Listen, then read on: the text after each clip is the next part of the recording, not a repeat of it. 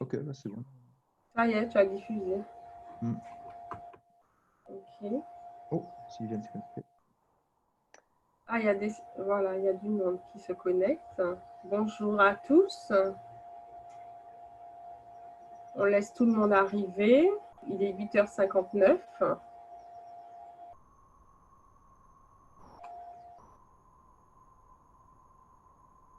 Bonjour à tous ceux qui nous rejoignent. Bonjour, bonjour, installez-vous. Bonjour tout le monde. Bonjour Mickaël.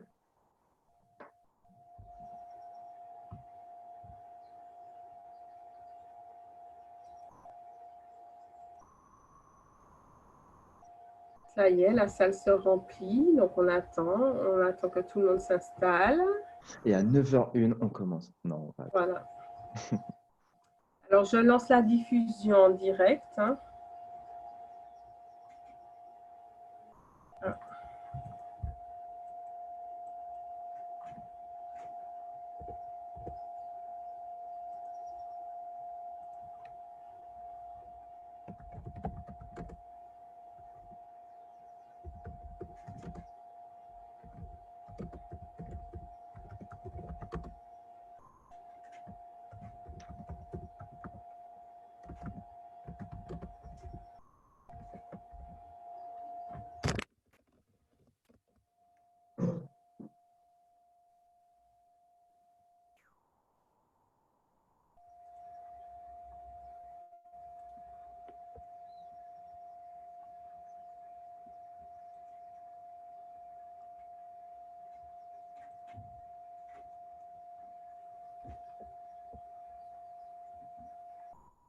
Bonjour à tous ceux qui sont en train de nous rejoindre.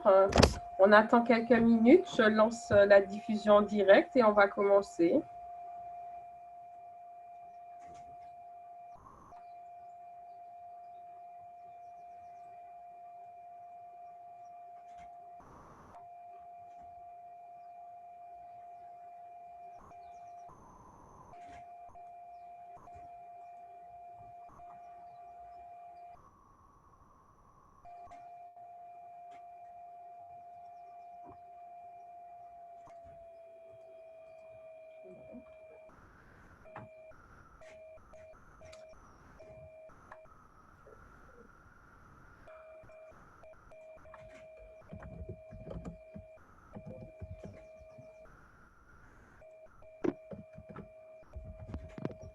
Je pense qu'on peut commencer.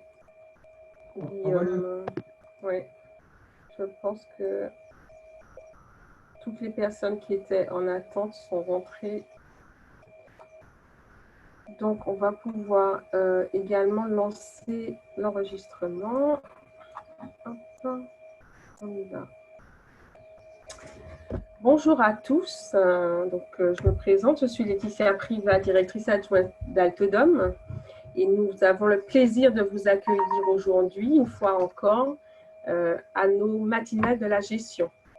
Aujourd'hui, nous consacrerons une petite heure à une problématique qui est au cœur du secteur de l'agroalimentaire. Donc, on va aborder la question des obligations qualité et des possibilités qui sont offertes par l'ERP VIF. Enfin, oui, l'ERP VIF qui est un ERP dédié à l'agroalimentaire et qui permet de remplir à toutes vos obligations en termes de qualité. Et pour aborder ce point, on a avec nous Guillaume Sergent, qui est consultant certifié VIF donc chez Altodom, et qui va décortiquer un peu avec vous et répondre également à vos questions, qui va décortiquer avec vous ce thème des obligations qualité dans l'agroalimentaire.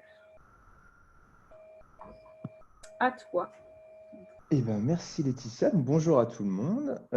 Effectivement, vaste sujet. Décortiquer, c'est bien là le mot, parce que c'est un grand sujet, en tout cas, qui est la qualité.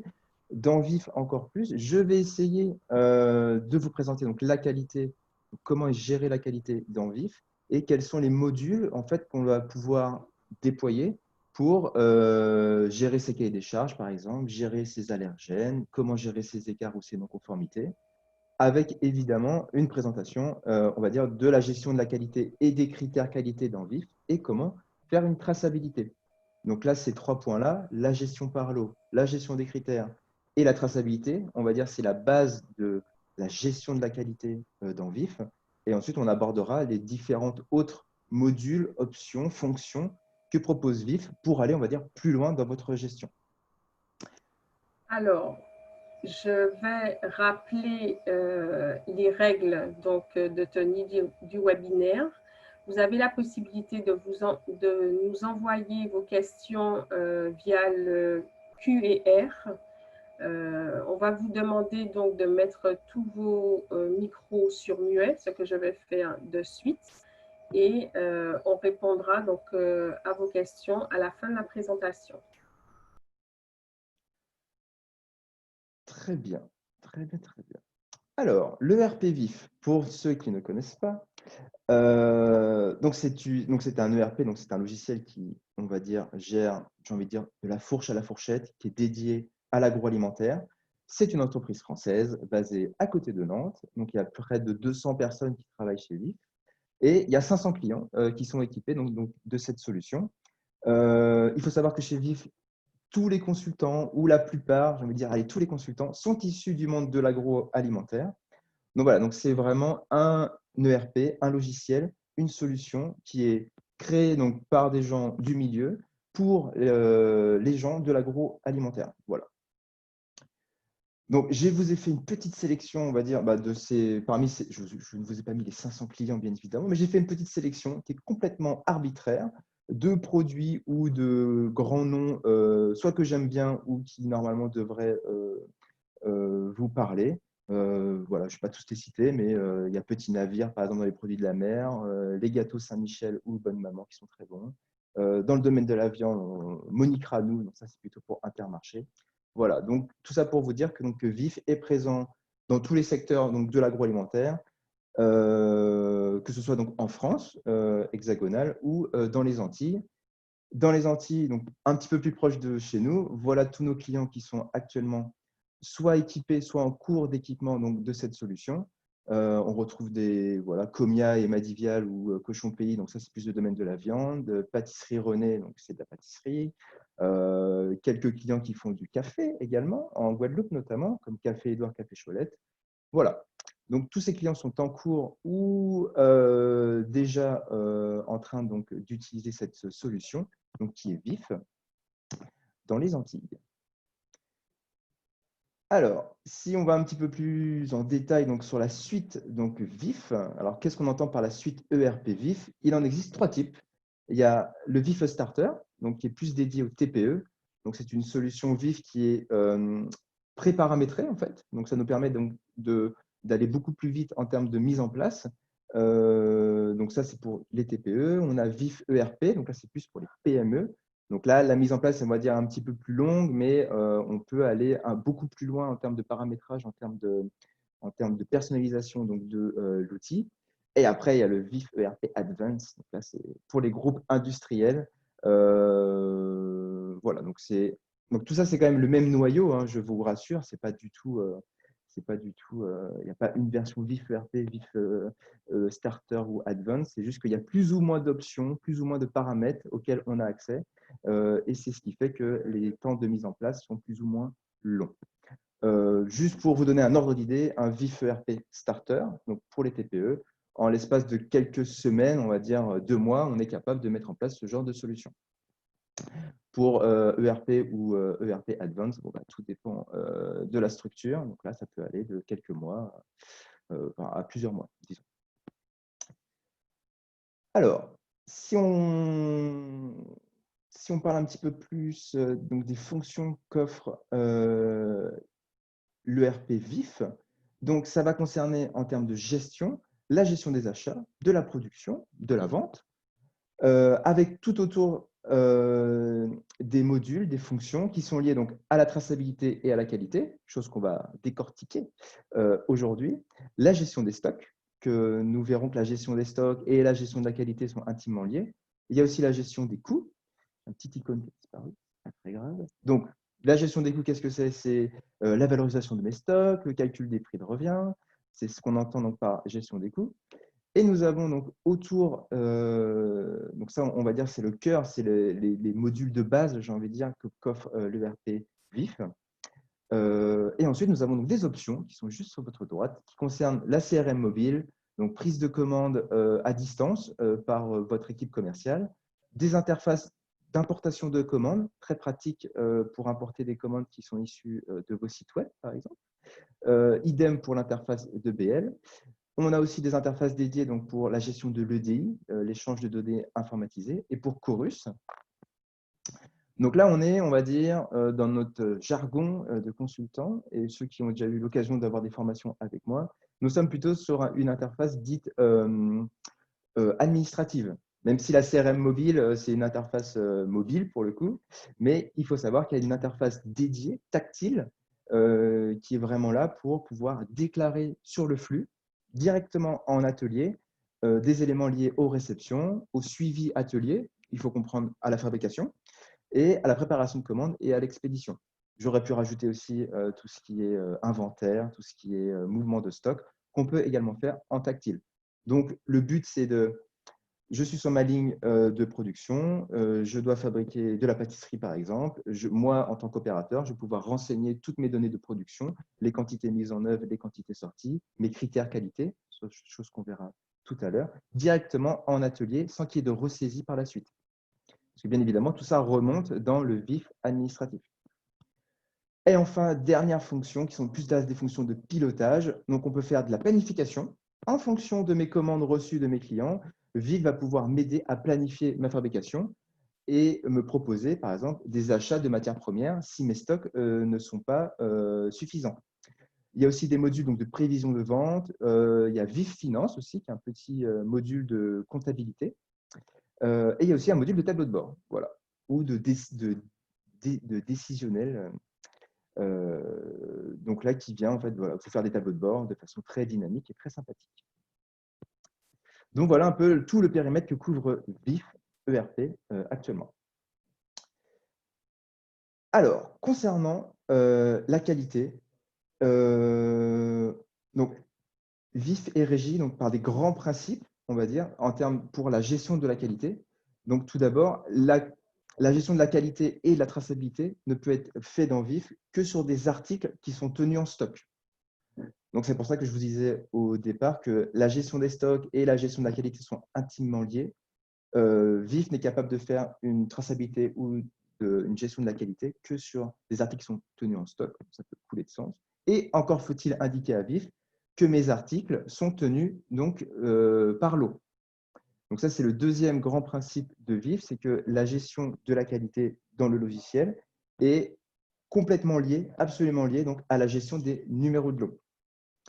Ensuite, toutes les informations qualité donc, qui seront, on va dire, rattachées à mon numéro de lot, vont être stockées dans VIF dans ce qu'on appelle une fiche qualité, qui sera très facilement accessible. Je vais vous montrer tout ça. Et le support donc, de mon information qualité, c'est ce qu'on appelle dans VIF les critères qualité. Donc, j'ai mes articles qui sont tenus en stock et par lot. J'ai la génération d'un numéro de lot. Et de ce numéro de lot-là, je vais pouvoir venir se faire agripper des critères qualité. Voilà. Donc, tout ça, il y a aussi la traçabilité. On va pouvoir réaliser une traçabilité donc, très facilement dans VIF. Je vais vous montrer ça aussi, bien évidemment. Troisième, j'ai envie de dire, grand principe, c'est qu'un lot dans VIF doit être homogène. Alors, qu'est-ce que ça veut dire? Ça veut dire qu'un numéro de lot dans VIF doit, par exemple, avoir une unique origine, un unique fournisseur, une unique DLC, une unique DLUO. On ne va pas, donc ça c'est nous, notre rôle de consultant quand on fait les formations et le paramétrage, de s'assurer de toute cette cohérence, mais on ne va pas venir générer un numéro de lot identique pour un article congelé et un article frais, parce qu'on considère que ça ne va pas être les mêmes informations que vont porter ces numéros de lot, parce que ce sont des articles qui sont complètement différents. Il y en a un, ça va être une DLC, par exemple, pour les articles frais, un autre, une DLUO. Donc, on va venir générer deux numéros de lot différents. Donc, il faut absolument que les lots soient homogènes en qualité. Et il faut qu'on arrive à trouver, nous consultants, j'ai envie de dire, le curseur entre créer un numéro de lot on va dire, par action et par article, donc avec potentiellement une génération de numéros de lot immense, et de l'autre côté du curseur, la génération d'un seul numéro de lot par jour. Voilà. Il faut qu'on arrive à assurer cette intégrité, cette homogénéité du numéro de lot. Donc, les numéros de lot, la gestion de la qualité, donc ça concerne globalement, j'ai envie de dire, les achats, la production, les ventes, et c'est des choses que je vais pouvoir gérer aussi bien en administratif qu'en atelier via du coup l'interface tactile. De cette gestion des lots, donc je vais pouvoir créer des plans de rappel que je vais vous montrer bien évidemment, éditer ma fameuse fiche qualité, ma fiche d'identité du numéro de lot si vous le souhaitez. Les critères qualité, donc ce qui porte l'information du numéro de lot, ce sont des informations en fait comme tout autre dans VIF que je vais pouvoir éditer sur des états de stock, sur des états de mouvement de stock ou même sur des situations articles.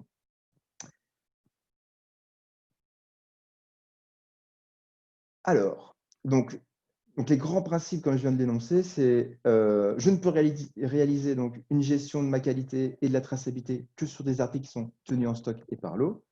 La gestion des stocks par lot donc, est définie directement dans la fiche article et le support de mon information qualité, c'est le critère et mon lot doit être homogène en qualité. Alors, nous allons aller dans VIF directement. Donc là, bienvenue sur ma base test. Donc, ne soyez pas trop perturbés. Nous allons faire souvent des allées-venues entre ma base test et du coup mon PowerPoint pour que ce soit un petit peu plus parlant pour vous. Je vais aller dans mes fiches articles. Et aujourd'hui, mesdames et messieurs, nous allons beaucoup parler de pomme cannelle. Pomme cannelle, pâtisserie locale que mes chers amis consultants mangent tous les matins. Donc voilà, nous allons partir sur de la pomme cannelle. Tel sera notre article du jour. Généralement, c'est de la pizza que l'on prend, mais là, ce sera de la pomme cannelle. Alors, Guillaume, pour les personnes qui ne connaissent pas la pomme cannelle et qui ne sont pas je te laisse décrire la pomme cannelle naturelle, parce que la pomme cannelle au chocolat, ce sera la pomme cannelle naturelle. Je te laisse, Laetitia, bien évidemment, nous présenter la pomme cannelle.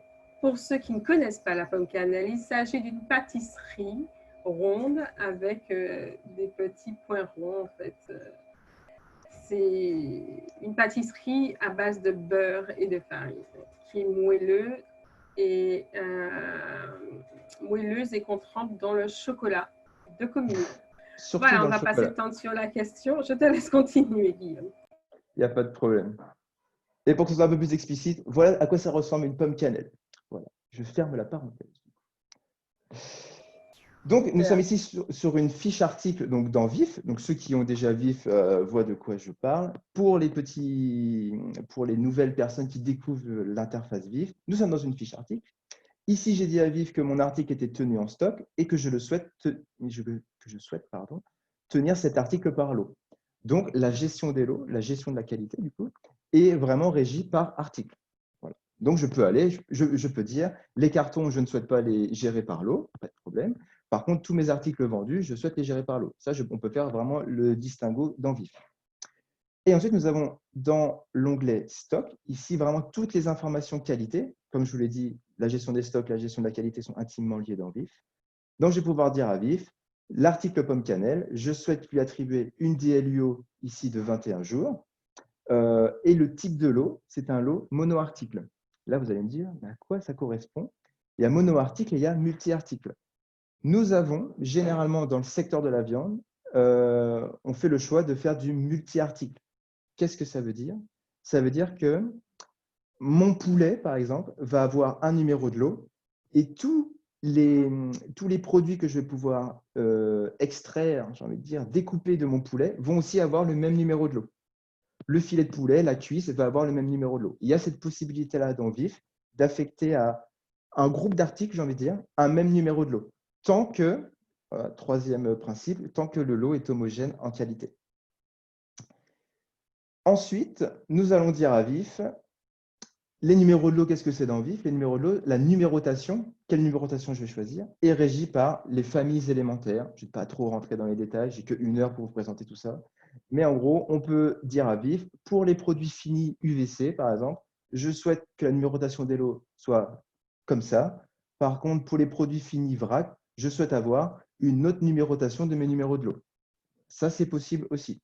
Donc, il y a toute une liste de règles de gestion des lots qui sont proposées par VIF. On peut aller dans ce détail-là.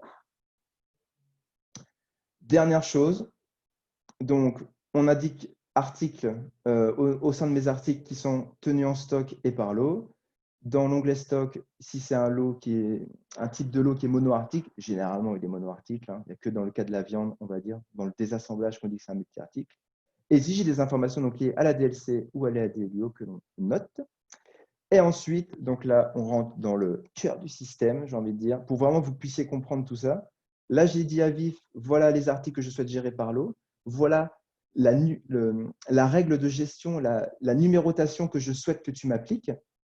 Et pour boucler la boucle, il y a un paramètre en fait qu'il faut que l'on active et que l'on adapte en fait à chacun, qui s'appelle le paramètre lot auto. Donc là, on est dans le cœur du système. Hein. Et je dis à Vif, pour tous mes articles, de toutes mes familles d'articles produits finis UVC, je vous traduis hein, pour vous, lorsque je crée un ordre de fabrication, lorsque je saisis un nouvel ordre de fabrication ou lorsque je fais une sortie de fabrication, je souhaite, Vif, que tu me génères un nouveau numéro de lot. Et donc, c'est par rapport à ce qu'on va renseigner dans ce paramètre-là que Vif va générer des numéros de lot. Et vu qu'on lui aura dit la règle de numérotation, vu qu'on lui aura dit les articles que l'on souhaite gérer par lot, j'ai envie de dire la boucle est bouclée. Donc là, ce paramètre-là est bien évidemment fixe. Hein. Donc, si je prends par exemple un article matière première à ingrédient, ici, il faut comprendre que lorsque je réceptionne ce type d'article-là, Vif va me générer un nouveau numéro de lot. Voilà.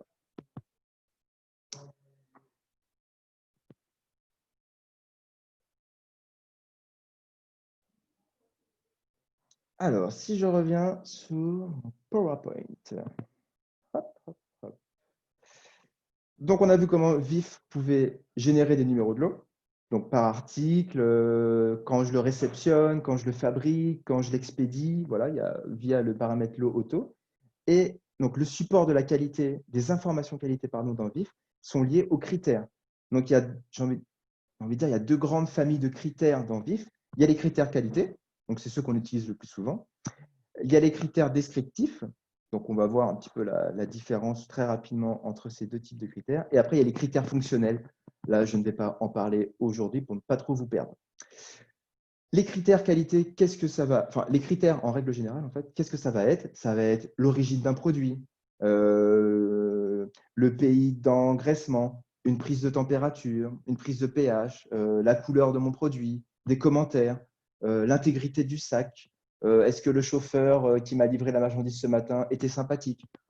J'ai envie de dire, et c'est ce que je dis souvent en formation, tout ce qui vous passe par la tête, ou en tout cas toutes vos obligations qualité en termes de mesures vont pouvoir être gérées via les critères. Donc, soit qualité, soit descriptif. Donc, généralement, c'est qualité. Descriptif, ça va être plutôt des critères, des informations que je souhaite rattacher à une fiche article, à une fiche fournisseur ou à une fiche client. Ça, ce sont des critères dits descriptifs. Donc, le but dans Vif, c'est de créer des critères qualité, enfin de créer des critères qui sont soit des critères qualité ou descriptifs, et en fait, de les rattacher, d'associer ces critères-là à un stade. Voilà. Et là, vous allez me dire, OK, donc qu'est-ce qu'un stade? Un stade, c'est en fait, c'est un événement qui va en fait déclencher ce critère-là.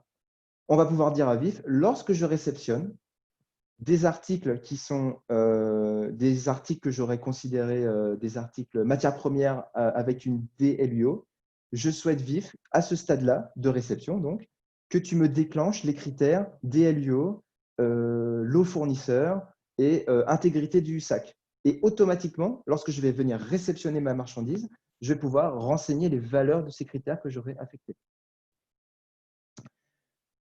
Donc, je crée mes critères, j'associe mes critères à un ou plusieurs stades. Donc, des stades, comme je l'ai dit, c'est la réception, ça peut être la sortie de fabrication. Un autre stade, ça peut être lors de la création d'une fiche article.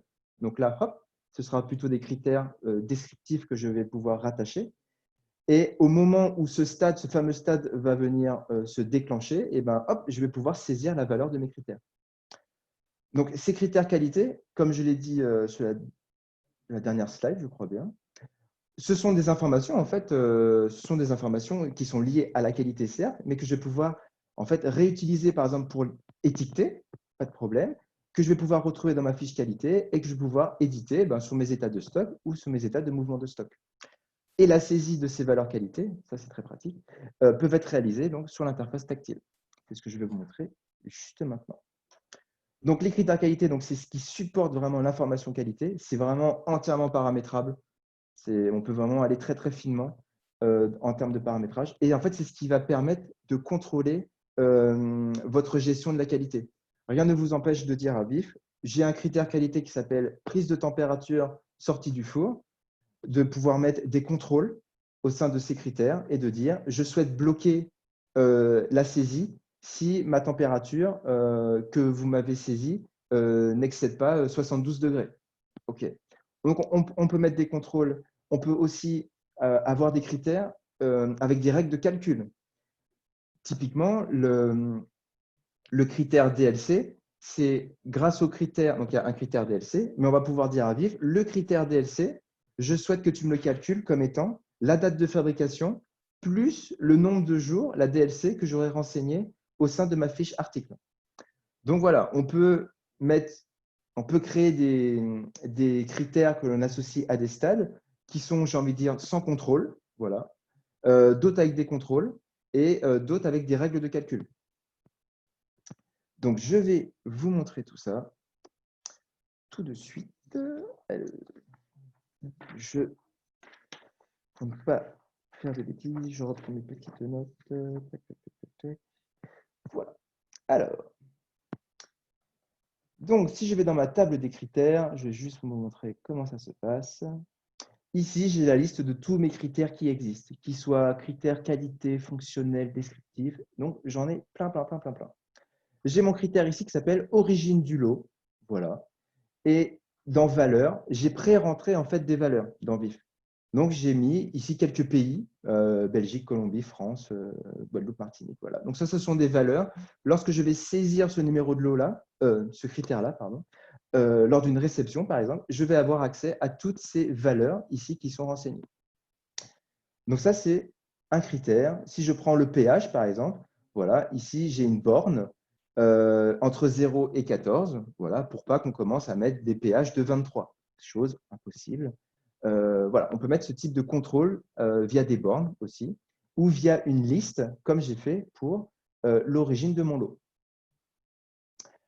Donc là, nous sommes au niveau des critères, et un critère n'est actif, donc je peux créer autant de critères que je veux, mais si je ne les associe pas à un stade, eh ben, mes critères, je ne vais pas pouvoir les utiliser.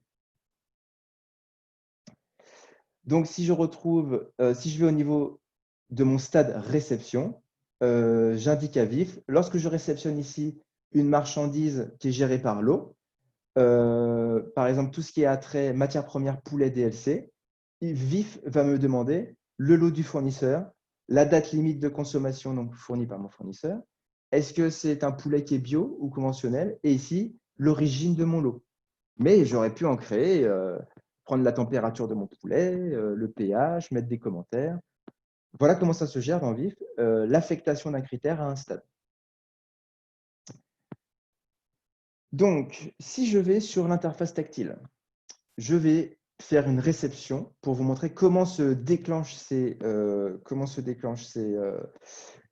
critères lors d'une réception. Où sommes-nous? Voilà, réception viande. Tu es là. Donc aujourd'hui, donc le 4 juin, je suis censé réceptionner du poulet nu standard et du poulet bio. Donc là, nous sommes vraiment sur une interface tactile dédiée vraiment à la saisie d'informations directement en atelier. Et ici, donc j'ai mon poulet nu standard, donc, qui est géré par lot. Je vais mettre un numéro de lot fournisseur. Je vais indiquer à Viv que j'ai correctement renseigné 200 poulets pour un poids de 240 kg par exemple. Viv automatiquement m'a généré un nouveau numéro de lot grâce au fait que dans la fiche article, j'ai dit que cet article était géré par lot avec une numérotation de lot automatique. et que dès qu'il y a réception de ce type d'article, VIF me génère un nouveau numéro de lot. J'ai envie de dire, là, tout est lié. La date limite de consommation, je vais pouvoir la renseigner, c'est vendredi prochain, et l'origine du lot, donc ça c'est le critère que je vous ai montré juste à côté. Dans les valeurs qui me sont proposées ici, j'ai Belgique, Allemagne, France et Pologne. Voilà. Donc je n'ai pas Colombie, pour ceux qui se souviennent, Martinique ni Guadeloupe, parce que je n'ai décidé que lorsque je réceptionne ce type de marchandises spécifiquement, lorsque je réceptionne ce type de marchandises-là, je ne peux pas réceptionner donc, de marchandises venant de Colombie. Donc, on va dire pour restreindre les valeurs, éviter les erreurs, on va dire, je n'ai mis que ces 4 pays-là.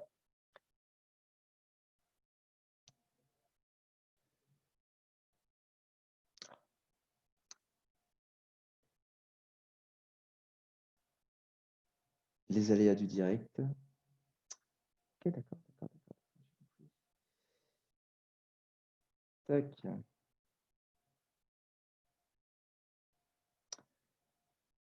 Ok, nous sommes en plein aléa du direct. Pas de problème, restons comme ça. Il n'y a pas de souci. Ah là là. Ça fonctionnait très bien hier. Non. Alors, passons. J'espère que vous avez pu quand même comprendre le déclenchement de mes critères. Rassurez-vous, ça fonctionne très bien. Nous sommes sous ma basse thèse, donc des fois, il y a des petits couacs. Enfin, juste pour aujourd'hui. C'est juste pendant qu'on fait des webinaires qu'il y a des couacs. Alors, donc la gestion des critères. Comme ça. La traçabilité et le plan de rappel. La traçabilité, qu'est-ce que c'est? C'est à partir d'un couple article-lot de pouvoir retracer, j'ai envie de dire, donc, toutes les opérations, toutes les transformations qu'a pu subir cet article-lot. Donc, en fait, c'est d'être capable en 2 clics, hein, vraiment, à partir d'un couple article-lot donné, de savoir quels sont ici, dans mon exemple de pomme cannelle, par exemple, quels sont les ingrédients que j'ai pu mettre en œuvre pour fabriquer mes pommes cannelle, où mes pommes cannelle nature ont été vendues, donc chez ces 2 clients-là, et de quels fournisseurs sont issus donc, les ingrédients que j'ai pu mettre en œuvre pour la fabrication de mes pommes cannelle. Faire une traçabilité, c'est très facile, je vais vous le montrer. Ça, on ne le souhaite à personne, mais il est aussi capable en VIF, donc en 2 clics, en fait, de pouvoir créer un plan de rappel pour rapatrier ici, chez mes clients Newvert et à Bruxelles, les différentes pommes cannelle que j'ai pu lui vendre. Et de bloquer les lots que j'ai peut-être encore en stock de cet article-là. Donc, les liens de traçabilité sont créés. Donc, ce sont les différentes flèches là, que vous pouvez voir sur mon graphique juste à côté. Donc, sont mis à jour en fait dès que je réceptionne une marchandise, dès que je clôture des ordres de fabrication et dès lors que je prépare une commande et également lorsque je fais des mouvements divers, soit d'entrée ou de sortie de ma marchandise. Donc, tout ça est mis à jour automatiquement, j'ai envie de dire, mais dès lors que l'on fait ces différentes opérations, on va dire, dans le flux, quotidiennement en fait, dans VIF. Donc, la traçabilité et les plans de rappel, c'est géré par l'eau. On peut vraiment faire une traçabilité des fournisseurs aux clients. Il est très, très, très simple, c'est ce que je vais vous montrer, de faire une restitution graphique. On peut faire des plans de rappel, donc avec un envoi de mail à vos clients. Et on peut bloquer les lots directement en stock. Je vais également vous montrer, donc les graphiques, c'est très bien, c'est hyper visuel, ça nous permet d'avoir une information vraiment instantanée. Je vais aussi vous montrer une édition que j'aime bien, qui s'appelle Bilan matière par lot, et qui permet d'avoir sur une édition, qui peut être ensuite exploitable via Excel, par exemple, d'en fait, d'avoir ce graphique, j'ai envie de dire, mais sous forme de tableau, on va dire exploitable sur Excel. Donc, je vais vous montrer tout ça tout de suite. Et on va se mettre en situation, j'ai envie de dire. Donc là, nous passons en administratif.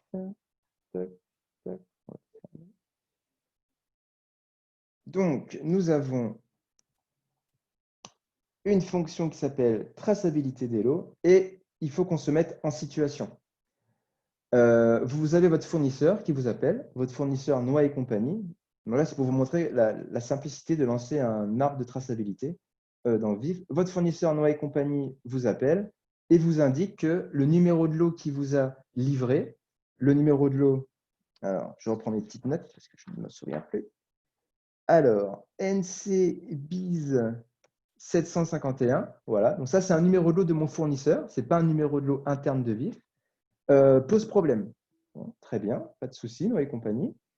Donc, VIF va devoir en fait faire le lien avec le numéro de lot qu'il a généré donc, lors de la réception. Et VIF m'indique, eh ben, ce numéro de lot fournisseur-là, que tu as renseigné lors de la réception, moi, VIF, j'ai généré un nouveau numéro de lot, qui est le numéro de lot 92 87 0010, et ça concerne du lait. Et effectivement, Noah et compagnie m'a effectivement indiqué que c'était le lait qui posait problème. Donc, j'ai renseigné ces différentes informations, je clique sur OK, et VIF va pouvoir me générer mon arbre de traçabilité. Donc, VIF m'indique ici que j'ai réceptionné 250 litres de lait de chez Noix et compagnie. Et si je clique ici, je peux même avoir une petite information. Et c'était le 14 octobre 2019. Très bien. Donc, cette information, on va dire, est cohérente par rapport à ce que m'indique Noix et compagnie. Donc, c'est super. Par contre, j'aimerais bien savoir où est parti, dans quelle composition, dans quelle fabrication est parti ce lait. Donc là, très simplement, je vais pouvoir cliquer sur mon rectangle orange lait et lancer une traçabilité aval. Et là, VIF va automatiquement m'indiquer, eh ben, ce lait est parti pour faire de la pomme cannelle nature. Donc, il y a eu 2 numéros de lot qui ont été générés. Chaque petit rectangle correspond à un article, un couple article-lot. Mais aussi pour faire de la crème pâtissière chocolat. Crème pâtissière chocolat qui est partie ensuite pour faire des éclairs au chocolat et des religieuses au chocolat. Et voici tous les clients que vous avez livrés de produits finis dont le lait fait partie. Donc là, il est très facile de cliquer ici, de faire plan de rappel. VIF va me générer un plan de rappel pour pouvoir me dire, donc sur les religieuses au chocolat ici, d'envoyer un mail à mes différents clients pour les informer voilà, de retirer de leur vitrine, de leur magasin, les différentes, la religieuse au chocolat, en l'occurrence, que j'ai pu vendre. Donc, vous voyez, en quelques clics, on est capable de faire un arbre de traçabilité et de créer un plan de rappel. Pour aller au bout de la chose, il faut, pour ne pas avoir de risque d'envoyer en fait, ces religieuses au chocolat, on est capable donc, dans cette fenêtre, de bloquer le numéro de lot qui est en stock. Voilà. Pour éviter toute expédition de ce numéro de lot-là qui potentiellement pose problème parce que j'ai du lait incriminé dedans. Cette fonction, moi, je l'aime bien aussi, traçabilité des lots, parce qu'on est capable de double-cliquer, par exemple, sur pomme cannelle et d'avoir accès, ça, je vous en ai parlé au tout début, à ma fiche qualité, donc la fiche d'identité de ce numéro de lot-là. Donc, c'est une fonction que j'utilise souvent, enfin, ou en tout cas que j'essaye que mes clients utilisent souvent, qui s'appelle qualité des lots et qui permet, à partir d'un numéro de lot, d'avoir vraiment sa carte d'identité. Les critères qualité, donc là, il n'y en a pas malheureusement, c'est un mauvais exemple. Les critères qualité qui sont rattachés à ce numéro de lot-là, le stock en cours de ce numéro de lot-là. Attendez, je vais en prendre quand même un qui est peut-être un petit peu plus parlant. Tac, voilà. J'ai pris une autre pomme cannelle. Alors, ce numéro de lot-là, il y a des critères rattachés avec une DLUO qui a été rattachée et une origine, qui est l'origine Martinique. Et en stock, j'en ai actuellement 40 pièces. Donc, moi, j'aime bien cette fonction-là. Ça permet d'avoir une visibilité tout de suite sur un lot donné. On peut ici rajouter, modifier des critères. Donc, ce n'est pas une fonction qu'on met entre les mains de tout le monde. Généralement, c'est avec le responsable qualité. Mais on peut venir rajouter des informations, modifier des informations. S'il y a eu des erreurs lors de la saisie en atelier, par exemple, directement via cette fonction. Donc, moi, j'aime bien. J'aime bien cette fonction, donc qualité des lots. Autre exemple, si vous voulez, dans lequel la traçabilité des lots est importante, vous avez un client au bout du téléphone qui vous explique, donc c'est un numéro de lot que j'ai expédié, et ce client vous indique,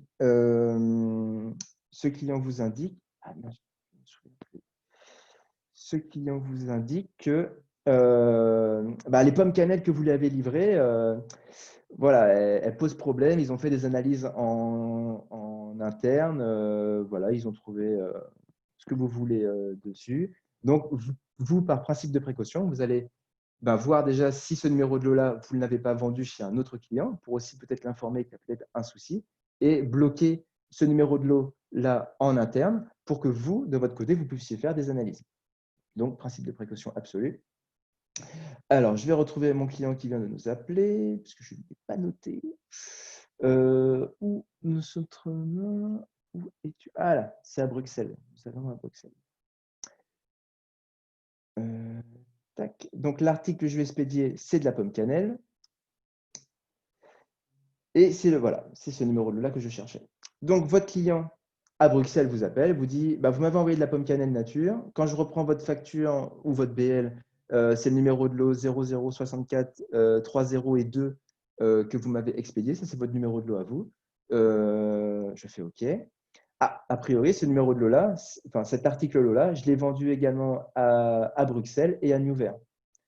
Et là, pareil, je peux cliquer sur pomme cannelle nature et faire cette fois-ci une traçabilité amont pour, voilà, pour me rendre compte que voilà tous les ingrédients que j'ai mis en œuvre pour fabriquer ces pommes cannelle. Et tout ça vient d'un seul et unique fournisseur qui est Noël Compagnie.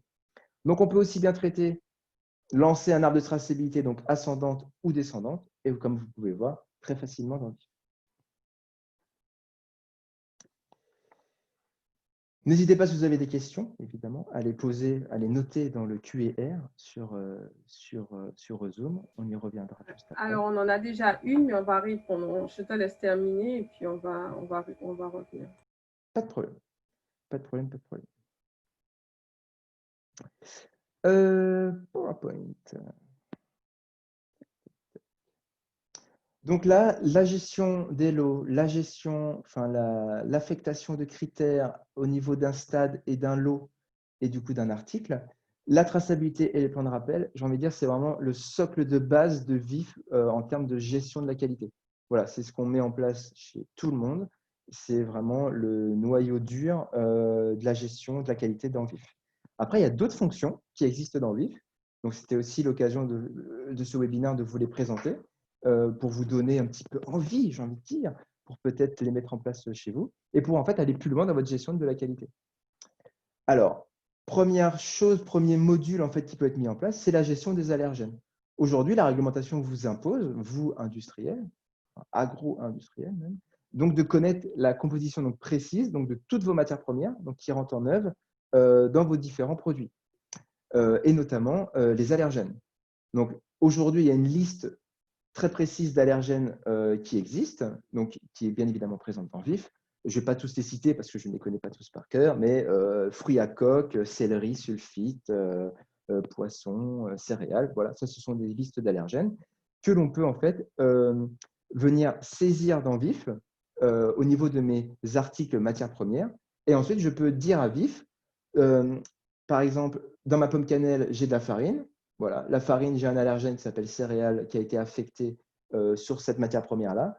Donc, je vais pouvoir donner la main à VIF et dire à VIF, lorsque je mets en œuvre de la farine qui a l'allergène céréales d'affecté, et ben VIF automatiquement va m'indiquer que ma pomme cannelle, dans ma liste des allergènes, il y aura donc l'allergène céréales qui sera mis. Donc, dans VIF, comment ça se passe la gestion des allergènes? On crée déjà, bon, généralement c'est déjà créé, hein, mais la liste des allergènes voilà, qui existe.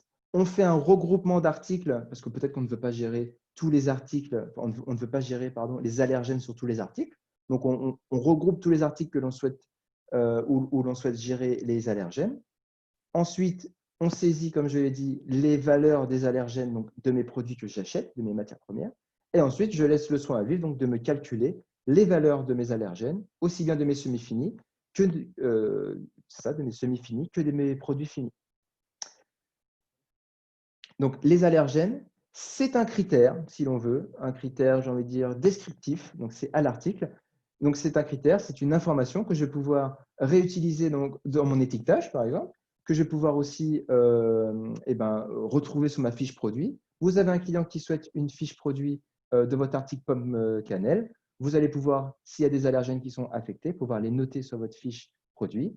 Et c'est aussi une donnée que je vais pouvoir éditer donc sur mes états de stock ou sur mes mouvements de stock, par exemple. Donc, cette gestion des allergènes donc, dans VIF, vraiment, ça va vous permettre donc, de fiabiliser et de faciliter en fait, votre gestion de ces données-là et en fait, de consulter très facilement donc, toutes les caractéristiques allergènes de vos produits aussi bien achetés que fabriqués, en fait, finalement. Alors, je vais passer, je m'en excuse, un petit peu du coq à l'âne. Je vais juste revenir un petit peu sur la traçabilité. Je vous avais parlé du bilan matière. Donc, je vous ai présenté un graphique concernant la traçabilité, mais il y a bilan matière par lot que j'aime bien utiliser comme édition et qui vous permet, en sélectionnant un numéro de lot, d'avoir en fait sous la forme d'un tableau. Donc, pour ceux qui sont habitués à VIF, les éditions que je vais vous présenter là sont complètement personnalisables. Donc, voilà. Et pour ceux qui ne savent pas, ben, voilà, je vous l'indique. Donc, ne soyez pas offusqués par la police ou par… voilà, c'est complètement personnalisable. Donc là, j'ai demandé d'avoir un plan de rappel, une recherche de l'origine sur le numéro de lot, le fameux numéro de lot, hein, 0064 302, concernant de la pomme cannelle. Et ici, en fait, j'ai la retranscription de mon graphique, mais ici sous forme de tableau. Voilà, avec ici tous les ingrédients que j'ai pu mettre en œuvre pour fabriquer cette pomme cannelle, où est-ce que c'est parti, chez qui, de quel fournisseur ça vient. Voilà.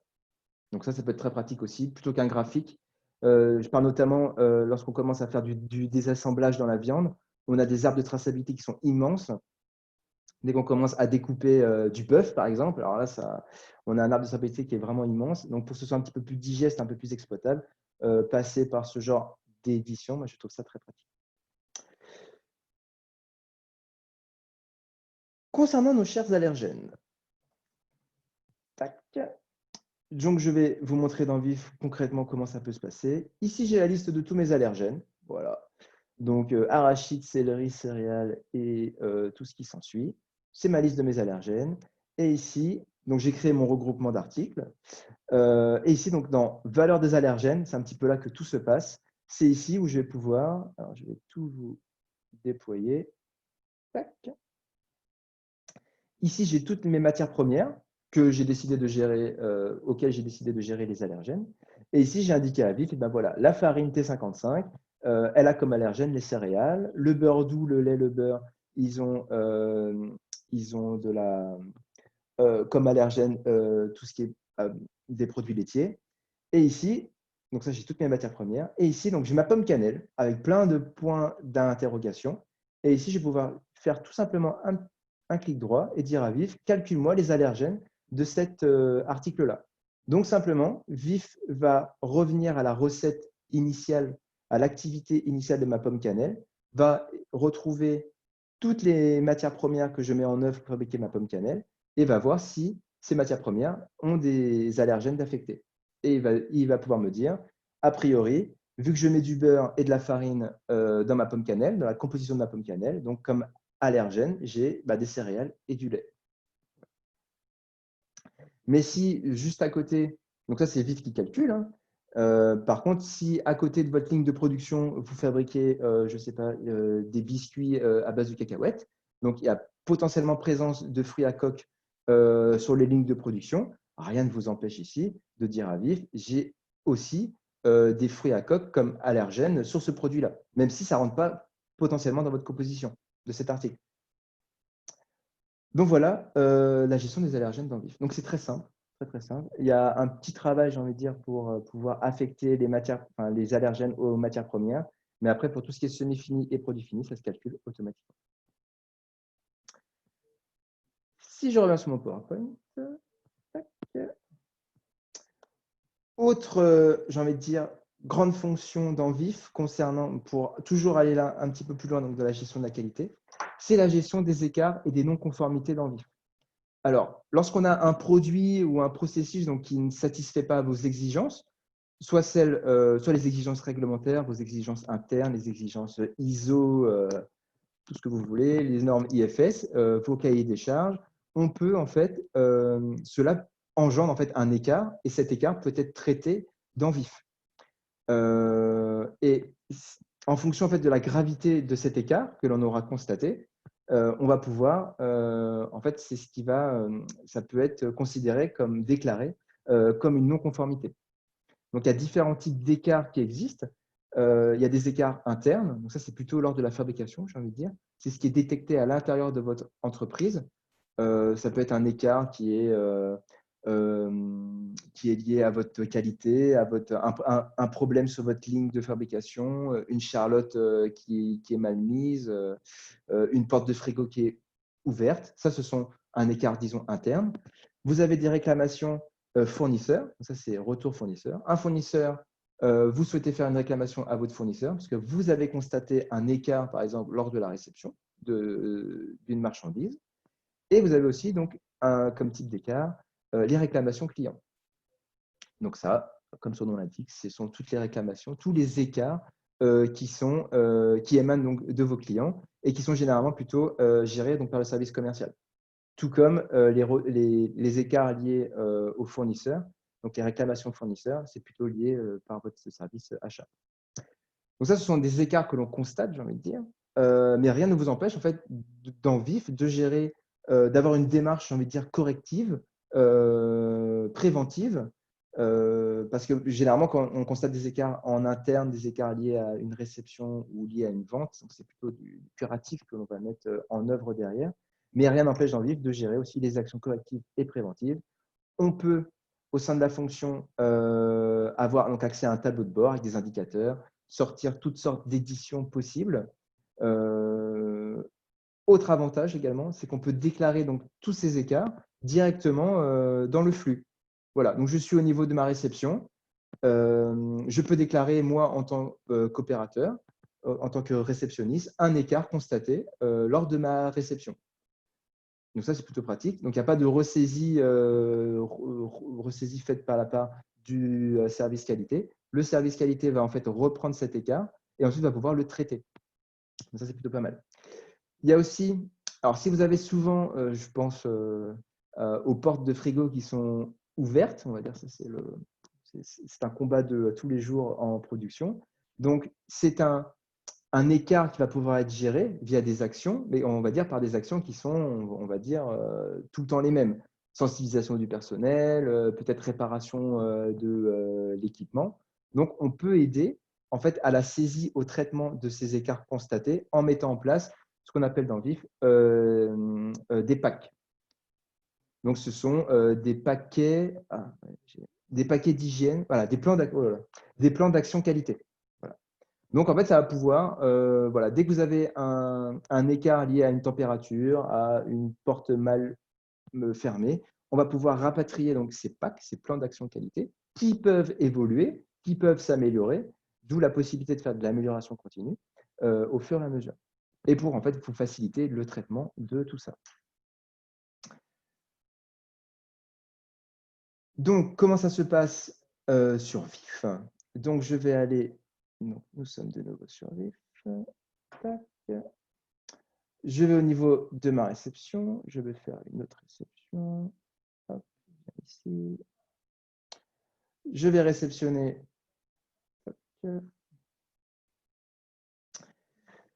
chez Noix et compagnie du sucre de canne bio. Très bien. Ici, j'ai la possibilité. Alors, ce que je fais en tactile, attention, et je peux le faire en administratif, ça, il n'y a aucun problème. Mais je préfère en tactile, c'est un petit peu plus vivant. Ici, vous avez le bouton fonctionnalité qui vous permet ici de déclarer un écart.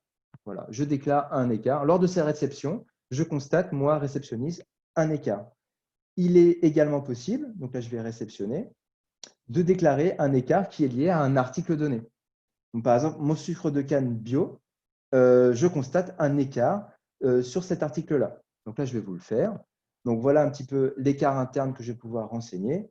La gravité, donc tout ça est aussi personnalisable. Hein. On va dire que c'est une non-conformité moyenne que moi, je constate. La nature, c'est j'ai trouvé un corps étranger. Donc, du coup, je vais peut-être changer la gravité.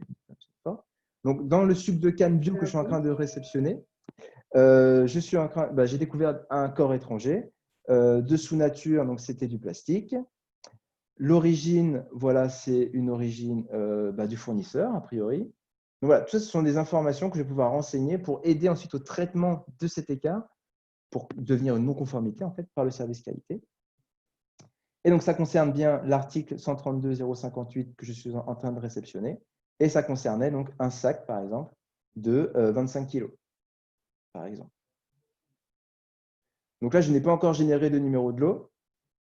Donc, du coup, il ne va pas pouvoir me le rapatrier. Mais je vais valider comme ça. Voilà. Donc là, Vif m'indique qu'il vient de créer un nouvel écart, l'écart numéro 6, concernant mon sucre de canne bio. Donc, le but du jeu, c'est ensuite d'aller en administratif cette fois-ci et de venir gérer cet écart-là. Donc, gestion des écarts. Donc, il y a une fonction qui est dédiée à tout cela. Ici, donc, j'ai toutes les non-conformités, tous les écarts pardon, qui ont pu être faits. Donc là, j'en ai deux. J'en ai un qui concerne le corps étranger. C'est celui que je viens juste de faire, le sucre de canne bio. Et ici, je vais pouvoir traiter cet écart. Finalement, les causes de tout ça, c'est parce que le matériel, je ne sais pas, le Big Bag, c'est un sac de 25 kilos, bon, bref, le Big Bag a cassé. Je vais pouvoir mettre les causes en fait, qui ont entraîné cette non-conformité donc forte. Les actions que j'entreprends, eh ben, ça va être, je vais appeler mon fournisseur en fait. Voilà, je vais dire action, je vais pouvoir tac, tac, tac, je vais corriger tout ça. Je vais, voilà, action à réaliser. Donc là, pareil, on est dans l'amélioration continue. Ce qui est fait, ce qui est à faire, ce qui a réellement été fait. On peut diffuser par mail les actions que j'ai entreprises. Bien évidemment, on peut mettre plusieurs actions au sein d'un même écart. Hein, il n'y a pas de problème là-dessus. On peut à la fois sensibiliser le personnel. On peut aussi contacter le fournisseur. On peut aussi faire une demande d'avoir. Voilà. Et tout ça au sein du même écart que je souhaite traiter. Donc, l'action que j'ai réalisée, c'est sensibilisation du personnel, par exemple. OK. Donc, ça, je l'ai visé donc, aujourd'hui, par exemple.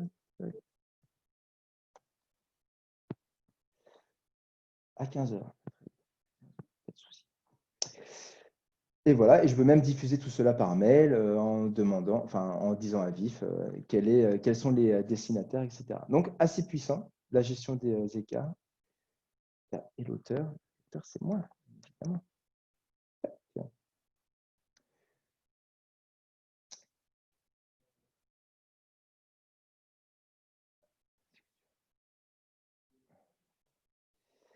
Dernier délai, c'était.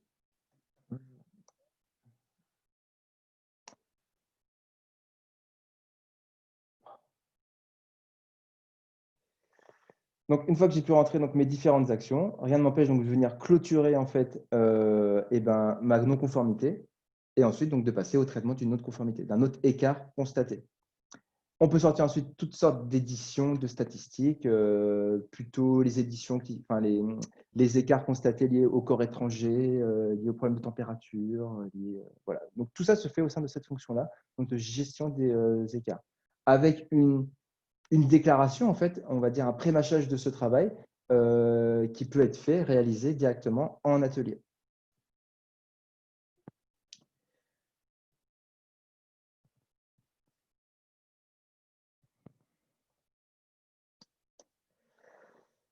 Alors, nous avons vu la gestion, on va dire, globale des numéros de lot, des critères, la traçabilité dans VIF, le package de base, le noyau dur, j'ai envie de dire, de VIF en termes de qualité, de gestion de la qualité.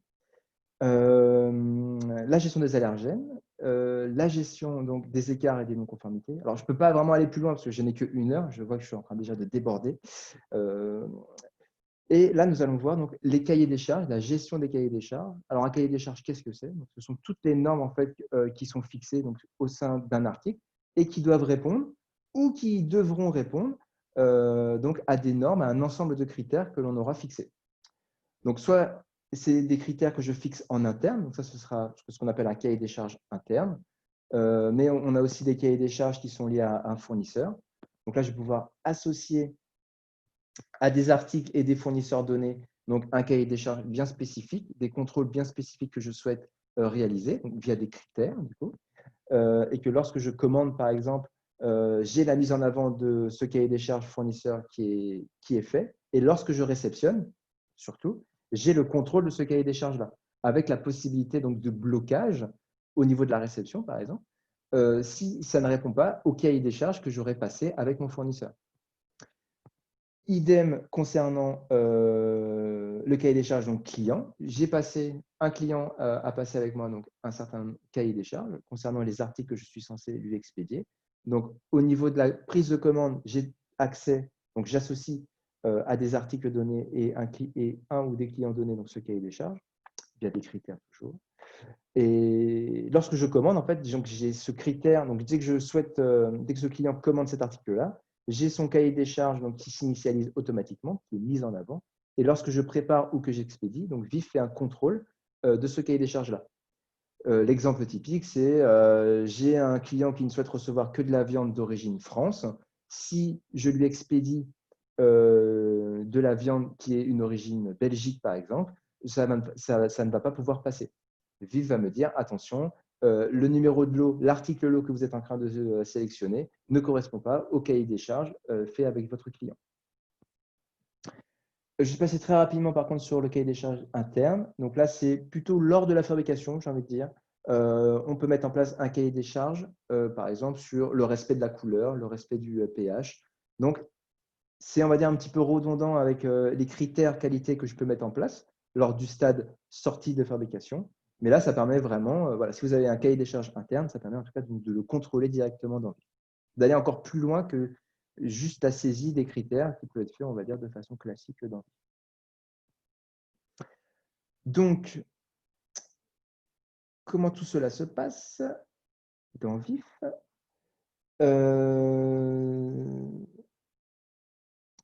J'ai passé une commande donc, chez Noix et compagnie, donc c'est du sucre de canne bio.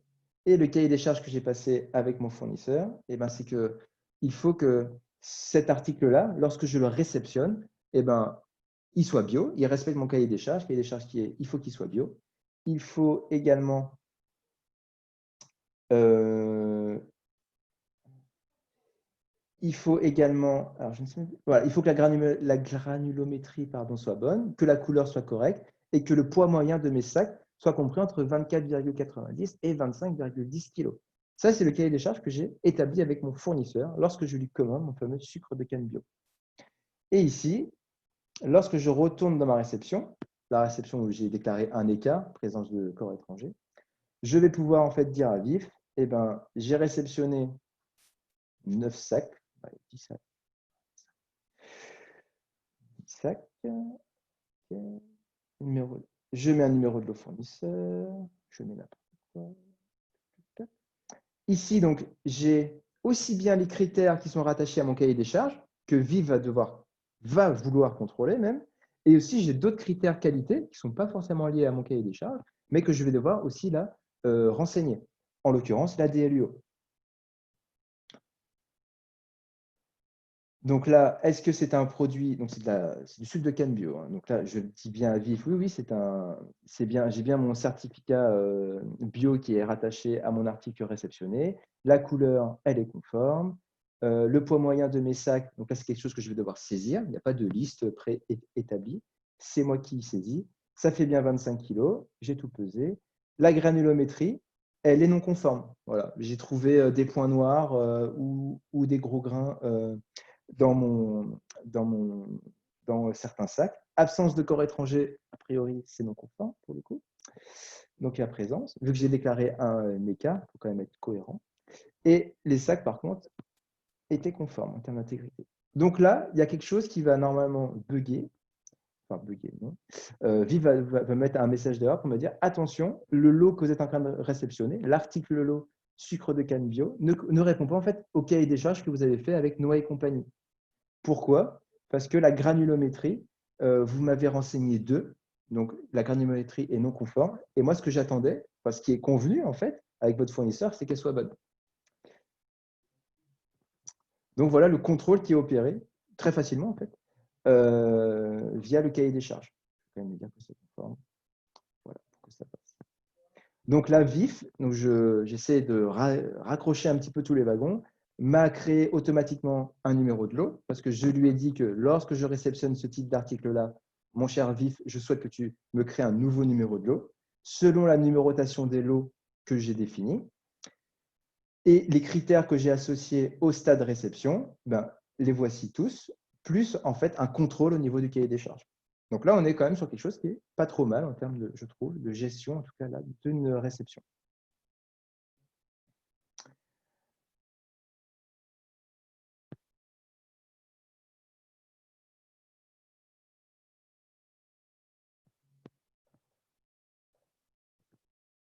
Donc, on peut en fait faire respecter un cahier des charges, soit interne, avec un fournisseur ou avec des clients, donc en fait tout au long de votre flux. Donc, intégrer toutes vos conditions donc, qui sont négociées avec l'acheteur et enregistrer et contrôler du coup donc, toutes les exigences de vos clients via du coup la mise en place de ces cahiers des charges. Dernier point. Alors malheureusement, vous n'aurez pas de démo sur ça parce que je n'ai pas réussi à faire tout ce que je voulais faire. Mais il y a un module, dans Vif qui s'appelle Contrôle laboratoire et qui vous permet en fait de traiter toutes les informations qualité, donc s'ils sont liés à vos analyses d'échantillons.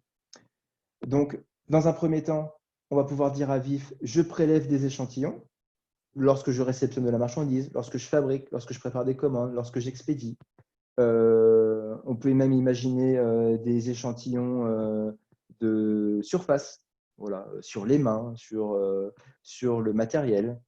Donc, on va pouvoir dire à Vif, je prélève des échantillons. Et on va créer dans Vif donc, des échantillons.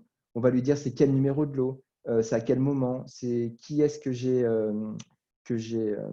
sur quoi, sur qui j'ai pu réaliser un échantillon. Et ensuite, donc, je vais lancer les analyses quand même.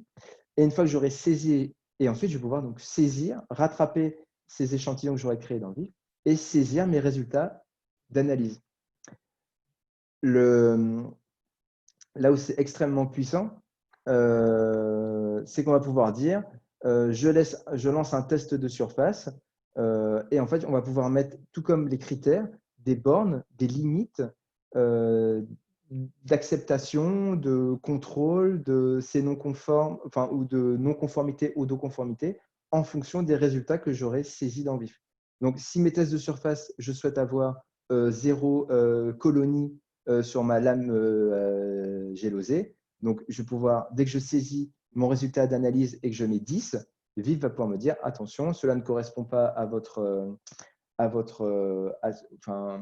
vos exigences en fait pour ces analyses-là. Donc, à la limite, vous pouvez lancer un écart, voilà, ça peut être fait.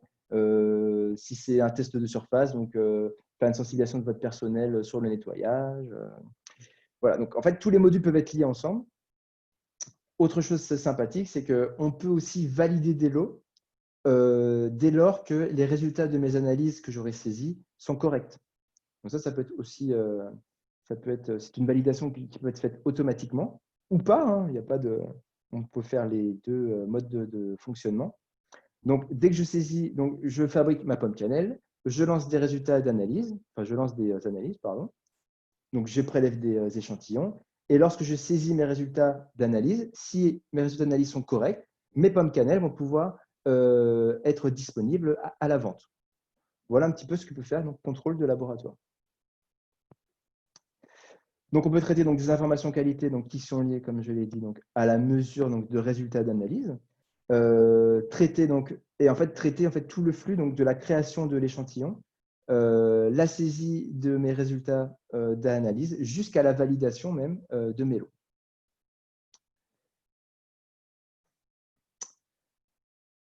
Et je crois qu'on est presque dans les temps. C'est magnifique. Donc voilà, donc j'espère que, parce que la qualité dans le Vif, c'est quand même très vaste. Donc, j'espère que vous avez pu avoir une vision, on va dire, assez globale des capacités de Vif, donc de la gestion de la qualité, mais aussi donc avec la gestion des critères et la traçabilité, donc le noyau dur, j'ai envie de dire, de Vif concernant la gestion de la qualité. Et donc, tous les modules, toutes les fonctions, on va dire, périphériques que l'on peut déployer pour en fait améliorer votre gestion de la qualité. Alors, tu as des questions, Guillaume? Très bien. La première concerne les critères. Oui. Donc, dans le critère descriptif, peut-on renseigner la présence des allergènes? Alors, c'est une très bonne question. C'est plutôt bien fait dans Vif. Alors, je retourne dans Vif. Je ferme toutes mes fenêtres pour ne pas vous perdre. Je retourne sur ma pomme cannelle, du coup.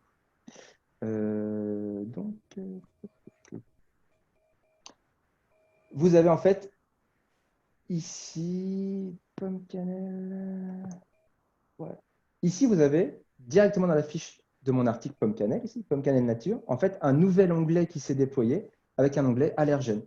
Donc, en fait, Vif, directement au sein de ma fiche article, vient me rapatrier en fait tous les allergènes qu'il a pu, ou en tout cas que je lui ai renseigné lorsque j'ai calculé la valeur de mes allergènes.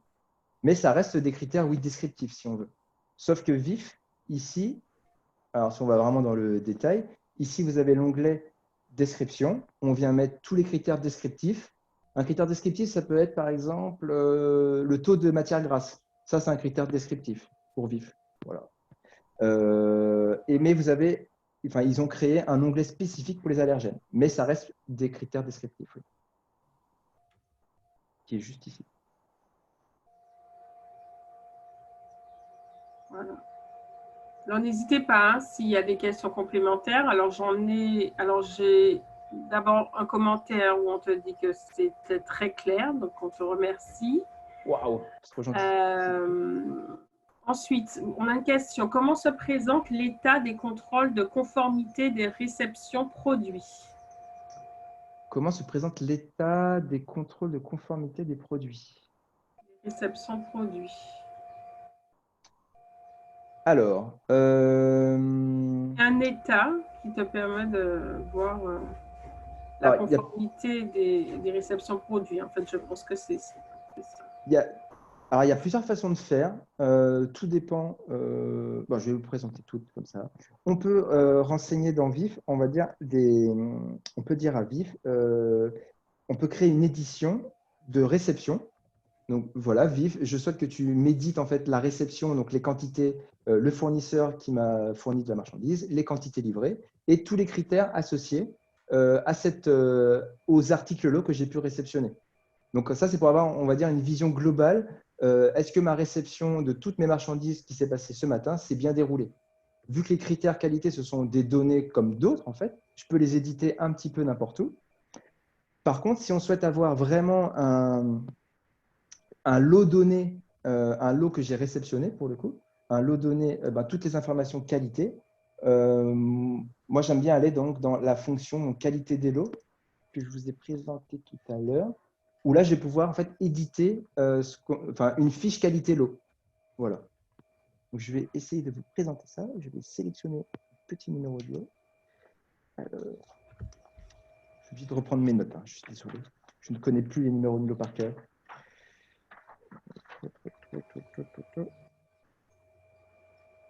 Ah non, attends.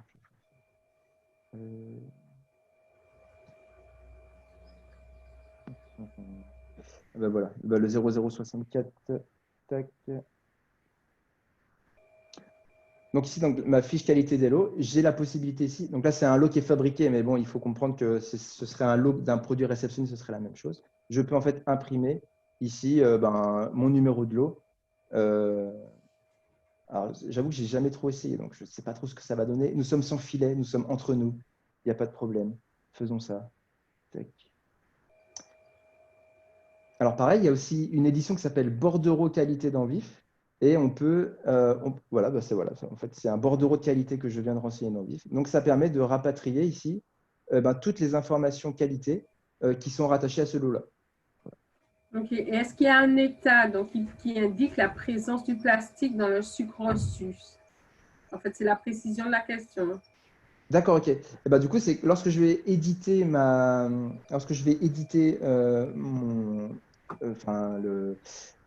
réception que je vais pouvoir avoir accès, oui, à cette information-là. Après, ça peut être quelque chose, vu que c'est géré dans les écarts, on peut aussi aller dans la fonction gestion des écarts pour voir tous les écarts qui ont pu se dérouler lors de la réception, lors de la fabrication ou lors d'une vente.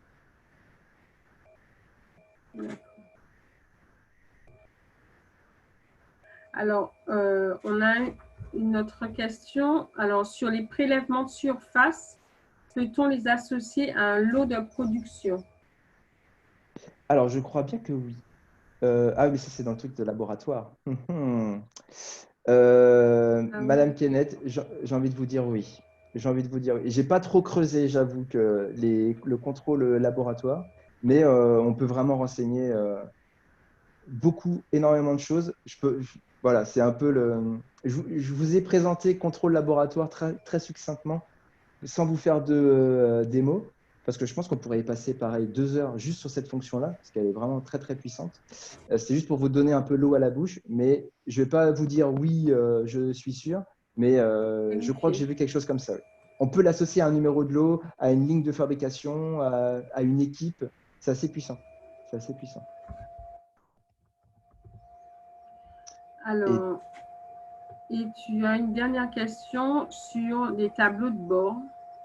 Comment générer des tableaux de bord? Ah non, une avant-dernière question du coup. Comment génère-t-on des tableaux de bord? Donc sur la alors qualité, là, j'imagine. voilà, Madame Jean-Baptiste, les tableaux de bord, c'est une option dans Vif, comme je vous l'ai présenté. Donc en fait, je ne peux pas,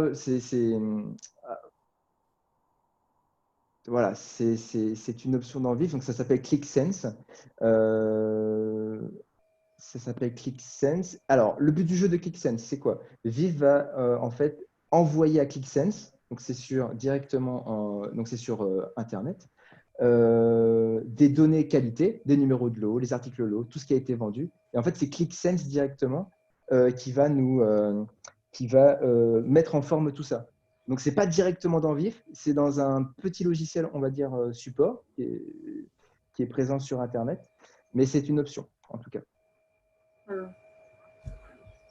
C'est-à-dire que toutes les informations sont renseignées dans VIF, elles sont exploitables par l'édition d'État, mais pour avoir vraiment des tableaux de bord quotidiens personnalisés en fonction des différents besoins de lecture, donc qui sont propres à chaque client, il faut acquérir ce petit module ClickSense qui permet de mettre en forme rapidement et efficacement et visuellement aussi, il faut le C'est ça. dire, les informations. C'est beaucoup plus clair. Ensuite, voilà, Merci c'est ça. Laetitia. Ensuite, tu as une question sur comment fait-on pour renseigner les critères de traçabilité? Est-ce que tu Alors, peux remontrer? je vais essayer enfin, je vais vous montrer tout ça. Alors, donc tout d'abord, il faut qu'on crée les critères que l'on souhaite. Descriptifs, enfin, fonctionnels, de qualité. Tout ça se passe dans la même fonction, donc dans la fonction critères. Et alors, Didier, tu souhaites sur la traçabilité. Je vais essayer de te retrouver quelque chose qui puisse être parlant pour toi. Par exemple, le pays origine de l'animal, par exemple. Donc ça, j'ai créé ce critère-là. Donc, est-ce que je mets une liste? Ici, il y a une liste qui est affectée. Donc, a priori, je n'ai le choix qu'avec le pays France. Bon, très bien, pas de problème. J'aurais pu créer Belgique, j'aurais pu créer Pays-Bas, tout ce que vous voulez. Et un critère n'est actif, ne va s'activer uniquement quand il est associé à un stade. Donc là, c'est ce qu'on voit généralement en formation, c'est on crée tous les critères qu'il faut et on les affecte au stade qui vont bien. Et ensuite, on le teste dans le flux. Donc, par exemple, ici, on peut dire, lorsque je réceptionne de la marchandise qui s'appelle matière première poulet, ici, je vais venir ajouter le critère qui s'appelle, donc je peux le rechercher, hein, on va le rechercher, hop, hop, hop, hop, le critère qui s'appelle origine, juste là, origine de l'animal.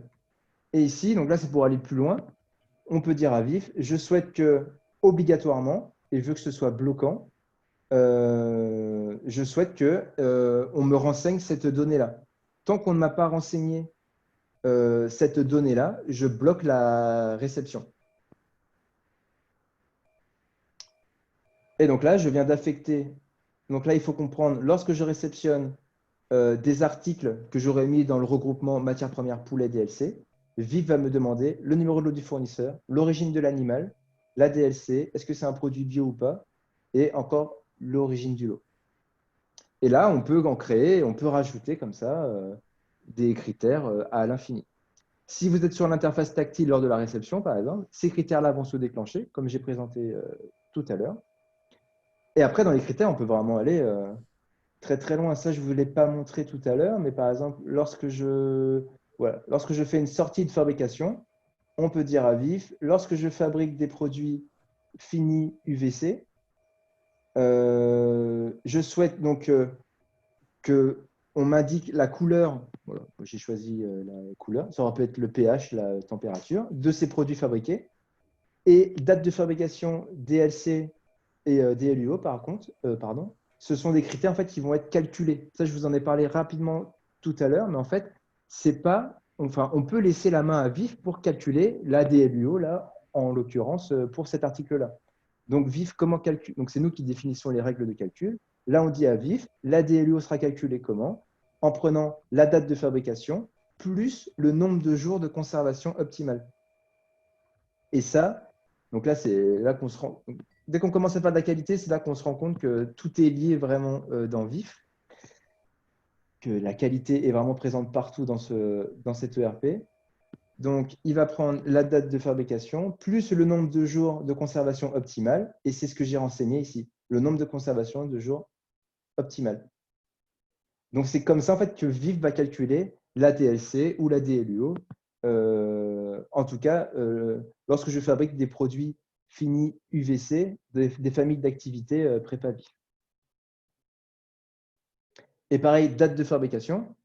On peut dire à Vif, plutôt que ce soit moi qui renseigne la date de fabrication, je souhaite que ce soit toi, Vif, qui la mette à ma place. Comme ça, en plus, tu vas t'en servir pour calculer la DLUO, donc c'est très bien.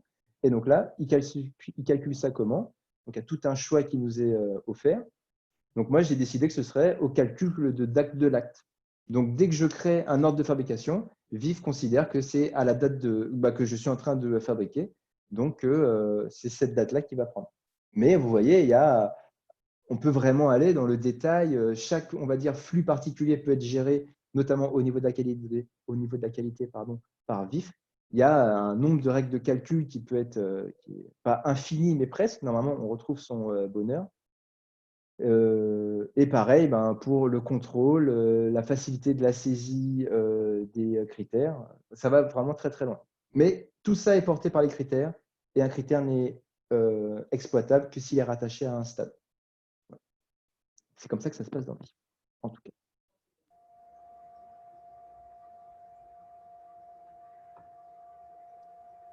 Et si on peut finir sur les critères, du coup, les fameux critères, parce que là, je vous parle beaucoup de critères qualité. On a vu les critères descriptifs qui sont, on va dire, les allergènes. Un autre critère descriptif, ça peut être généralement ce qu'on utilise, c'est au niveau de la fiche client, on utilise ça souvent. Peut-être que ça parlera à certains, mais comme critère descriptif, ça peut être le critère SAGE, qui est en fait le code comptable, le code tiers comptable qui est rattaché à ce client-là. Ça, typiquement, c'est un critère descriptif. C'est rattaché à aucun numéro de lot, c'est rattaché à une fiche client, mais c'est un critère descriptif quand même. Voilà. Eh bien, merci Guillaume. Merci Guillaume. Alors, Marie-Fred me tend la perche.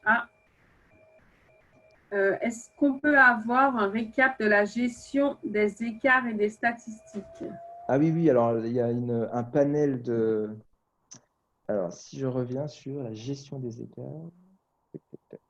Donc ici, en fait, vous avez un petit peu votre poste de pilotage de la gestion de vos écarts et des non-conformités, du coup, qui peuvent devenir des non-conformités. Et juste en dessous, vous avez donc édition des écarts. Donc là, je n'ai pas créé de modèle, hein.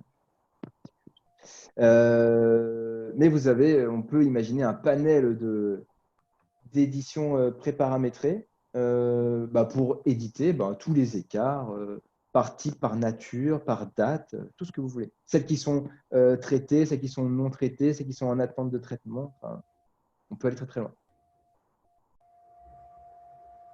D'accord. Alors, on a Marie-Fred qui voit bien que Vif a été construit par des pratiquants du milieu.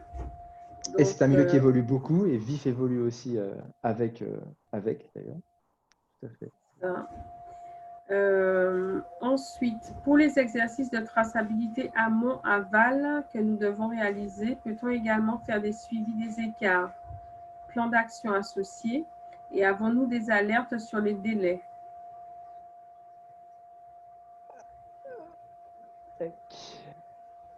Alors, je vais répondre, je vais essayer de couper un petit peu les réponses. Tac, tac, tac. Nous devons réaliser, peut-on faire des suivis des Alors, lorsqu'on est ici sur notre tableau de bord, notre poste de pilotage de la gestion des écarts, ici, nous avons une notion de retard. Donc là, j'ai un peu biaisé le système. Je m'en excuse. Nous sommes dans une démo, donc il ne faut pas que je me mette trop d'épines dans le pied. Mais ici, j'ai dit à Vif que je souhaitais mettre en place une action, le 4, à 16h23, et que je vais la réaliser aujourd'hui, le 4, à 16h23. Donc en fait, en termes de retard, je n'aurai rien du tout. Mais si j'avais du retard, Vif m'aurait indiqué ici, attention, avec une petite pastille verte, jaune et rouge, je crois bien. Et ben voilà les retards ou voilà l'avance que vous avez pris sur la gestion en fonction des délais que vous avez renseignés. Donc, pour les exercices de traçabilité donc amont-aval que nous devons réaliser, peut-on également faire des suivis des écarts? Alors ça, Madame Kenneth, faudrait peut-être apporter une petite précision sur votre question, si possible. Alors, on peut enregistrer des exercices de traçabilité. Je ne sais pas si ça répond en partie à votre question. Et du coup, le suivi des écarts, c'est ce que demandait Monsieur Grosol tout à l'heure, et ben, c'est via donc, toutes les éditions qui sont disponibles, les éditions des écarts en fait, de Vif. Mais que je n'ai pas paramétré. J'essaierai de faire mieux la prochaine fois. C'est un peu ça la limite du webinaire. C'est vrai qu'on a préparé. Oui. Ouais. Voilà. Parce que vraiment, la gestion des écarts aurait… En fait, à la base, pour tout vous dire, pour être transparent avec vous tous, on devait faire un webinaire uniquement sur la gestion des écarts et des non-conformités. Parce qu'en fait, ça va très très loin en fait, comme fonction. On a fait le choix de vous offrir plutôt un panel de toutes les fonctions qu'offre Vif sur la gestion de la qualité, dont la gestion des écarts. Donc, c'est pour ça que… Mais en vrai, on pourrait passer des heures, avec grand plaisir d'ailleurs, sur ça. Elle a précisé que pour le moment, ils font des captures d'écran. Pour les exercices de traçabilité. OK. Donc, dans Vif, le graphique que je vous ai montré, alors si je le remets, celui-là. Voilà, notre graphique qui est là. Donc, ça je l'ai enregistré en tant qu'image dans Vif, mais après, il n'est pas, on va dire, impossible via la fonction bilan matière par lot, que je vous ai montré également, d'avoir. En fait, vous recréez votre exercice de traçabilité amont-aval, mais là sous forme de tableau. Et ça, vous pouvez le faire à n'importe quel moment, il n'y a pas de problème, quoi. Donc, vous pouvez enregistrer l'image comme je viens de faire là, et également éditer via un bilan matière par lot tous les liens de traçabilité amont, aval, enfin ascendant et descendant, comme dirait Vif, qui sont rattachés à un couple article-lot. Ça, c'est possible. Et un cahier des charges mal pensé, Vif, j'ai envie de dire, a pensé à tout. Nous avons… En fait, il y a une fonction qui est dédiée au cahier des charges dans Vif, qui est plutôt bien, enfin, qui est très simple, qui est très facile à mettre en œuvre. Donc, si je retourne par exemple sucre canne bio, on se rend compte que il manque quelque chose. On s'est trompé dans le cahier des charges. Il n'y a pas du tout de notion dans le cahier des charges de granulométrie. Donc ici, j'ai mon sucre de canne bio, donc j'ai créé mon cahier des charges. J'ai mes critères que je souhaite renseigner. Donc, évidemment, si la base de tout, hein, je me répète, je m'excuse, mais c'est la gestion des lots et ensuite la gestion des critères, parce que c'est les critères qui, dans le cahier des charges, que l'on va contrôler. Donc, à la limite, ici, granulométrie, rien ne m'empêche de le supprimer. Voilà, de supprimer ce critère-là. Donc, du coup, ce n'est plus un critère qui va être contrôlé lors de mon cahier des charges, enfin, au sein de mon cahier des charges. On peut aussi également laisser à la limite ce critère granulométrie, dire en fait, mon cahier des charges pour noix et compagnie sur le sucre de canne bio, du 1er juin 2020 au 3 juin 2020, ça concernait la granulométrie. Comme ça, on garde une trace de nos différentes versions de cahier des charges. Et du coup, là, je vais créer un nouveau cahier des charges. Enfin, je vais plutôt copier celui-là. Et je vais pouvoir dire à Vif, à partir du 4 juin, donc aujourd'hui, toujours sur le sucre de canne bio, tac, 31-12, voilà, jusqu'à la fin de l'année, par exemple. Et bah, du coup, je vais venir affecter un nouveau critère qui est là, et le critère, le critère granulométrie. Donc, c'est un petit peu pour ceux qui ont... Ah, granule. C'était granu. Okay. Et je veux que ce soit conforme. Tac. Donc, on peut garder dans Vif les différentes versions de cahier des charges. Si on s'est trompé, on peut revenir dessus. Il n'y a pas de problème. Imaginons qu'il n'y a pas que chez Noix et compagnie que je souhaite que je me fournis en sucre de canne bio.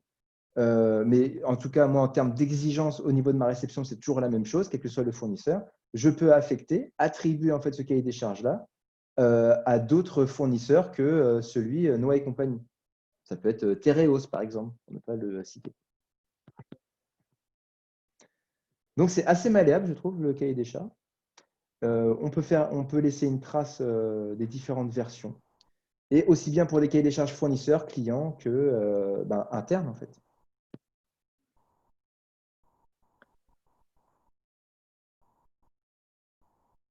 Alors, on prend une dernière question parce qu'il est déjà 10h30. Oui. Alors, dans les critères descriptifs, peut-on renseigner les critères visuels et les critères commerciaux? Complètement, oui. On peut faire ça dans les critères descriptifs. Et après, dans les critères qualité, on pourrait mettre les mêmes critères, si l'on veut, pour qu'il y ait un contrôle, j'ai envie de dire, de ces critères-là. Par exemple, vous fabriquez des yaourts 0%, donc il y a un critère descriptif, taux de matière grasse, qui s'appelle, donc j'affecte à mon article, hein, et qui va pouvoir me le décrire comme étant un article avec un taux de matière grasse à 0%. Et rien ne m'empêche, lors de ma fabrication, d'avoir le même critère qualité, hein, le même critère, pardon, sauf que là, ce ne sera plus un critère descriptif, mais ce sera un critère qualité. Mais pour Vif, c'est la même chose, c'est le même critère de base qui est utilisé pour pouvoir contrôler directement sur ma ligne de production, au conditionnement, par exemple, mon taux de matière grasse. Donc, les critères descriptifs, c'est plutôt à l'article, au client ou au fournisseur. Ça permet d'avoir des fiches clients, des fiches fournisseurs ou des fiches articles, on va dire, avec le maximum d'informations dessus. Et tout en ayant toujours ces mêmes critères que je peux contrôler directement dans mon flux.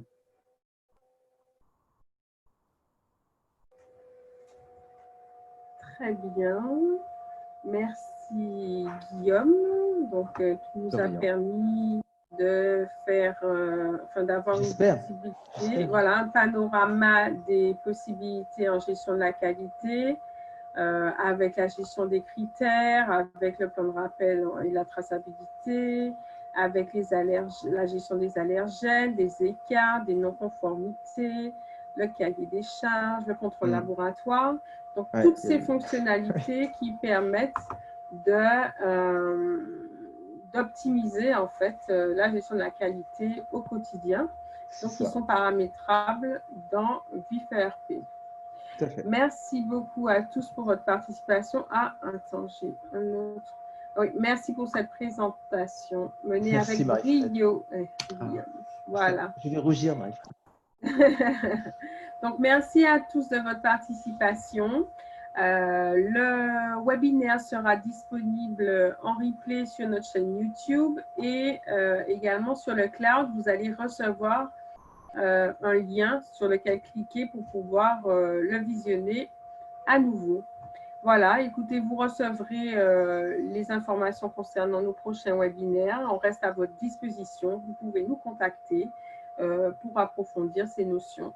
Nous répondrons avec plaisir. Merci beaucoup à tous. Merci beaucoup tout le monde. À bientôt. Au revoir. Au revoir.